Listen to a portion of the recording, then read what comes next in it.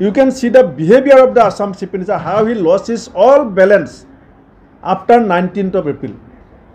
Can you give me one example of any state leader in across the country who is dancing in the all states? Wherever there is a meeting of BJP, he is now started dancing. Why Assam Chief Minister is dancing? Why he is not delivering his speech? Why he is not discussing about unemployment, price rise, Assam Accord, Clause 6, CAA, labor wages? Why he is not discussing the vital issues of the people of Assam? Why he is dancing? Because he lost his balance after the pulling of the first phase in Upper Assam.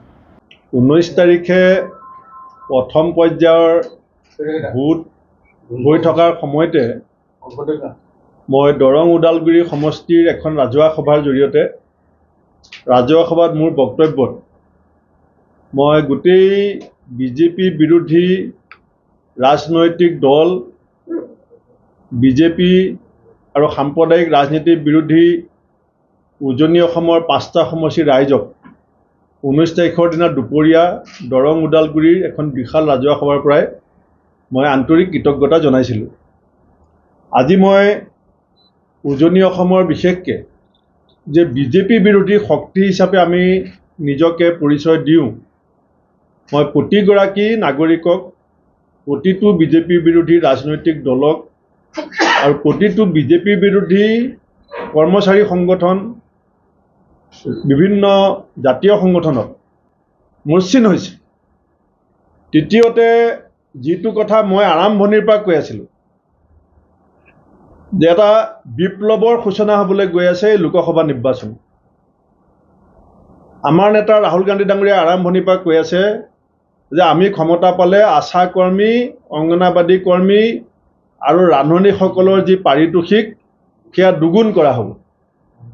আমাৰ কথাই আশা কৰ্মী, অংগনাবাদী কৰ্মী, ৰান্ধনীসকলক যে মনত গৈ স্পৰ্শ কৰিছে তাৰ ৰাজহুৱা প্ৰমাণ কালি আপোনালোকে টিভিত দেখা পাইছে যে অংগনাবাদী কৰ্মীয়ে এতিয়া মুখ্যমন্ত্ৰীৰ সন্মুখত আঙুলি টোৱাই কথা ক'বলৈ সাহস কৰিছে। অসমৰ ৰাজনৈতিক ইতিহাসত আজিলৈকে কোনো কৰ্মচাৰী এজনে চিটিং চিফ মিনিষ্টাৰক আঙুলি টোৱাই কথা ক'ব পৰা নাছিলে। কংগ্ৰেছ দলে নিৰবিচ্ছিন্নভাৱে আমি এই কথা কৈ আহিছিলোঁ যে অংগনাবাদীৰ গুৱাহাটীত হোৱা 16 দিনৰ আন্দোলনক বিজেপিয়ে যিধৰণে উপেক্ষা কৰিলে, আশা কৰ্মীৰ ৰান্ধনীসকলৰ আন্দোলনক যিধৰণে উপেক্ষা কৰিলে, আমি তাৰ সমান্তৰালভাৱে সমানে গুৰুত্ব দিম, তেওঁলোকৰ পাৰিতোষিক দুগুণ কৰিম। আৰু এই কথা কোৱাৰ পিছত আজি এই সংগঠনবিলাকে মুখ্যমন্ত্ৰীক মুকলিমূৰীয়াকৈ টেলিভিশ্যনৰ পৰ্দাত প্ৰত্যাহ্বান জনাবলৈ যিটো সাহস কৰিছে, এইটো আমাৰ বিৰোধী শক্তিৰ বহুত ডাঙৰ সফলতা। গোটেই ইলেকশ্যনটোত মোৰ যিটো অভিজ্ঞতা আছিলে, মোৰ এটা মনত দুখ আছিলে যে আমাৰ অসমৰ আমি যিবিলাক সমস্যাৰ কাৰণে ভুগি আছোঁ,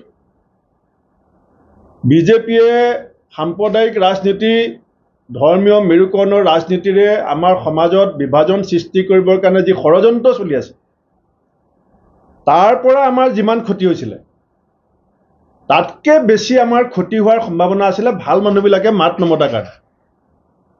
অসমৰ যিসকলক আমি ভাল মানুহ বুলি কওঁ, কৰিমগঞ্জলৈ গ'লে পাকিস্তানলৈ যোৱা যেন লাগে, ধুবুৰীলৈ গ'লে বাংলাদেশ যোৱা যেন লাগে বুলি কোৱা মুখ্যমন্ত্ৰীগৰাকী হঠাৎ ওলোটাখৰ কিয় মাৰিছে? কাৰণ তেখেতে গম পাইছে যে তেখেতে যিটো সমষ্টি উজনি অসমত নিজৰ আত্মসন্মানৰ প্ৰশ্ন বুলি লৈছিলে যোৰহাট, তাত মুখ্যমন্ত্ৰীগৰাকীৰ অহংকাৰ চূৰ্ণ কৰিছে যোৰহাটৰ। কাৰণ তেখেতে গম পাইছে যে তেখেতে যিটো সমষ্টি উজনি অসমত নিজৰ আত্মসন্মানৰ প্ৰশ্ন বুলি লৈছিলে যোৰহাট, তাত মুখ্যমন্ত্ৰীগৰাকীৰ অহংকাৰ চূৰ্ণ কৰিছে যোৰহাটৰ ৰাইজে। চেণ্ট্ৰেল মিনিষ্টাৰক ডিব্ৰুগড়ৰ ৰাইজে পৰাজয় বৰণ কৰাইছে। দুজন তেওঁলোকৰ চিটিং এমপিৰ অৱস্থা অতি শোচনীয়। এজন MLA তেওঁলোকে প্ৰাৰ্থী হিচাপে প্ৰক্ষেপ কৰিছিলে,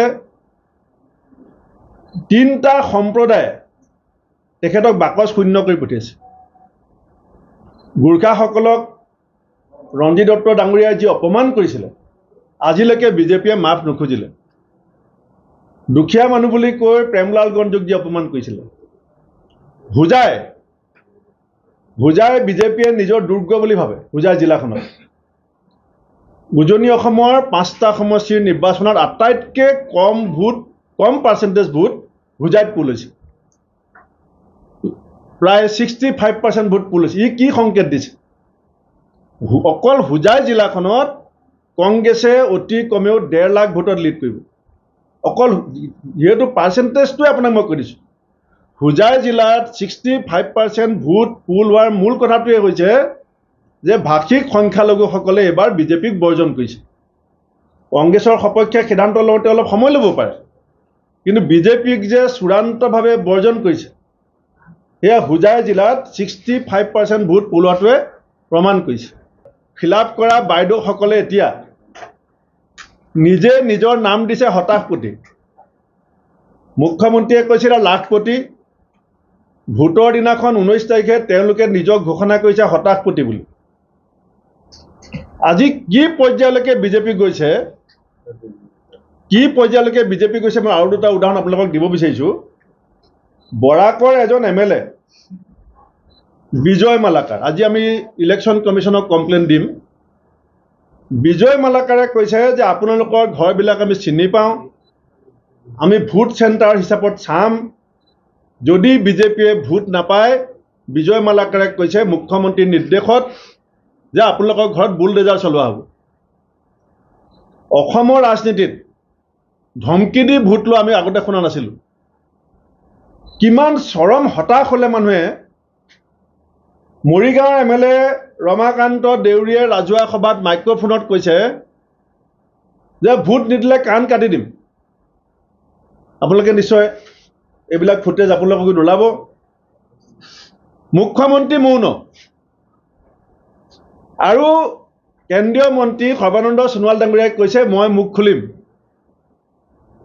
মৰিগাঁও MLA কৈছে কাণ কাটিম, বৰাকৰ MLA কৈছে বুলডেজাৰ চলাই দিম, আৰু সোণোৱাল ডাঙৰীয়াই কৈছে মই মুখ খুলিম। আপুনি মুখ্যমন্ত্ৰীৰ অৱস্থাটো কি হৈছে আপুনি ভাবক। ভয় ভাবুকি, প্ৰলোভন নচলা হ'ল, কাৰণ লাখপতিয়ে এতিয়া হতাশপতিলৈ ৰূপান্তৰিত হ'ল। লাখপতিয়ে বেলট বাকচত যি কৰিব লাগে হতাশপতি বনোৱাৰ যি পৰিণতি সেয়া বিজেপিয়ে ভুগিবলৈ গৈ আছে। সেইকাৰণে মই পুনৰ উজনি অসমৰ চাহ জনগোষ্ঠী ৰাইজ, যিসকলৰ পুৰণা প্ৰতিশ্ৰুতি ভংগটো কৰিলেই, জনজাতিকৰণ নকৰা, শ্ৰমিকৰ মজুৰি বৃদ্ধি নকৰাটো আছৰ কাৰণে বিজেপিয়ে যিটো ষড়যন্ত্ৰ কৰিছে, বাগানত কাম কৰা শ্ৰমিকসকলৰ ভৱিষ্যতক লৈ যিধৰণে হেতালি খেলিছে, এই কথাটোত এইবাৰ চাহ বাগানৰ 11 লাখ শ্ৰমিকে তীব্ৰ প্ৰত্যাহ্বান বিজেপিৰ সন্মুখত যে থিয় কৰিছে সেইটো নিশ্চিত। সেইকাৰণে মই পুনৰ এষাৰ কথা কৈছোঁ, বিশেষকৈ অসমৰ সকলো শিক্ষিত সমাজ সচেতন ব্যক্তিক মই এষাৰ ক'ম যে অসম যদি বচাবলৈ হয়, এই দাদাগিৰি, বিজেপিৰ দাদাগিৰি, কাণ কাটি দিম বুলি কোৱা দাদাগিৰি, বুলডেজাৰ চলাই ঘৰ ভাঙিম বুলি কোৱা দাদাগিৰি,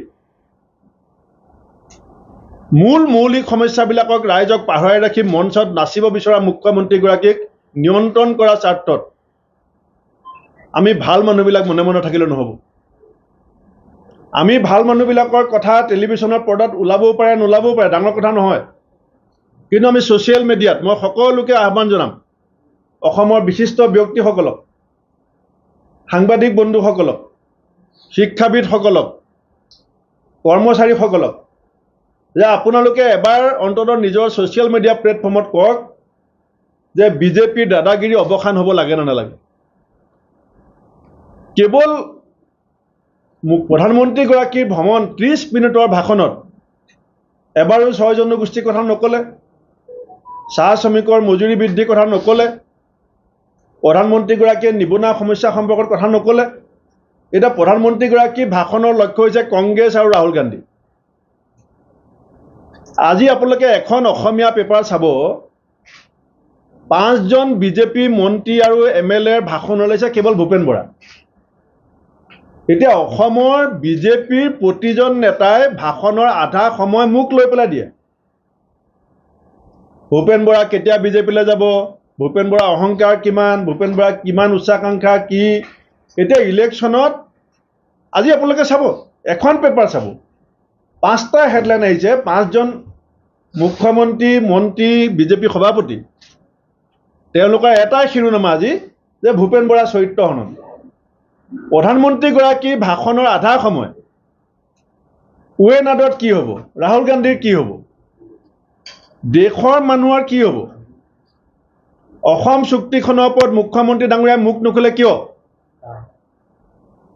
অসম চুক্তিৰ 6 নং দফা বিপ্লৱ শৰ্মা ডাঙৰীয়াৰ প্ৰতিবেদন লোকসভা নিৰ্বাচনত আলোচনা হ'ব লাগে নে নালাগে,